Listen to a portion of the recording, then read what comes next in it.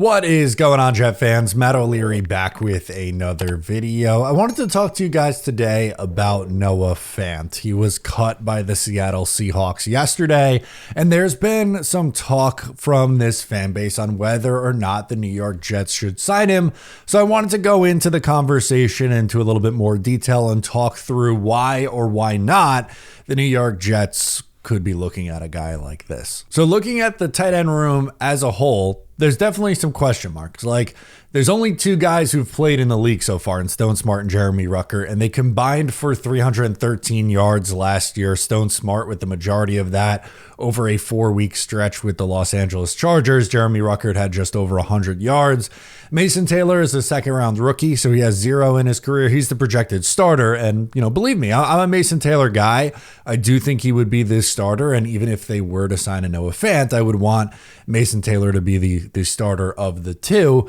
But the point I wanted to make is that I don't think anyone knows how this staff feels about the rest of the tight end room, right? Like, as a fan base, there's still some believers in Jeremy Ruckert. And look, I like what he can be as a pass blocker, or a run blocker, but he doesn't give you much as a pass catcher. And last year, he looked really rough as a run blocker. Like, that was his calling card coming out of the draft.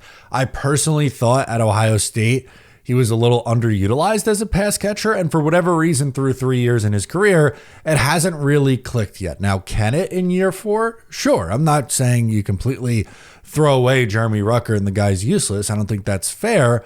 But what I'm saying here is there's questions on what he is at this level still. Same kind of thing with Stone Smart. He's basically just a big wide receiver. He's not an inline tight end. So what's the role that they see there? Do they line him up like a big slot? Do they think he can be more of an inline tight end? I mean, Jim Harbaugh didn't really think much of him to, give him a qualifying offer to stay with the team as a restricted free agent. So the Jets got him for basically nothing in free agency. But what kind of tight end is he at this level? We've only really seen a small, like I said, a handful of games where he was utilized as a pass catcher. The thing with Fant is at least he's a proven player. He had 48 catches for 500 yards and a touchdown a year ago. He's gone for 500 or more yards in 4 of the 6 years that he's been in the league. He's been a starter for pretty much his entire career. Now, I don't think he's an awesome player. If he was the starter, I would say he'd be slightly below average starter. But again, he's proven at the bare minimum that he's a functional tight end at the NFL level. How do the Jets feel about the rest of the tight end room is the question. Do they view Mason Taylor as the number one, and then after that, it's like, man, we're really going to have to patchwork this thing together? If that's the case, then maybe you do take a swing on a guy like Noah Fant. Now, if they're like, yeah, this was just the scheme was horrible last year, and Jeremy Ruckert, we know that he's going to be better this year, and Stone Smart will be our depth pass catcher, then okay. And I'm not going to be here if Noah Fant signed somewhere else and be like, oh man, I can't believe the Jets didn't sign him. It was this massive mistake. But all I'm saying is he's still young. He's 27 years old. He would come in on a 1-year prove-it cheap contract. If they don't feel confident in this tight end room, this seems like someone who fits the bill of a young reclamation project, which is the type of guys the Jets have been targeting this offseason. It's not the same thing as we've heard people talk Keenan Allen, or we've had people talk Amari Cooper.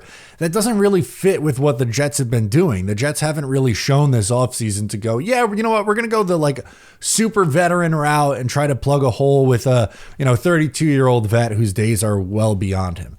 But the Jets with guys like Justin Fields and Brandon Stevens have gone, for players in their mid to late 20s, even throw Andre Sisco in there on the 1-year deal, who they've proven something at the NFL level, but, they're not long-term contract, big money guys. And that's kind of what Noah Fant would be at this point. Again, like I said, it would just be a 1-year deal for him. It would probably be coming up with under, $4 million coming his way.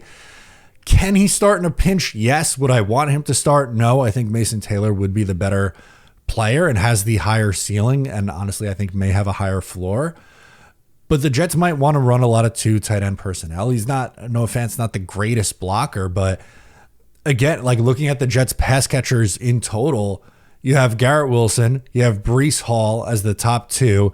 I would say Mason Taylor and Josh Reynolds are 3 and 4. But if you add Noah Fant into this, he's absolutely in the top 5. And you could argue he's closer to 3 than he is 5 in this conversation. So again, I'm not going to say here today on the day before training camp starts that, oh my God, like this is the missing piece to the New York Jets going over the hump. But can you look at this as an option for them to get better at a room that's a little bit of a weaker spot, or at least has major question marks, because we don't know what Mason Taylor is as a rookie and the other two guys have been relatively underwhelming? Yeah.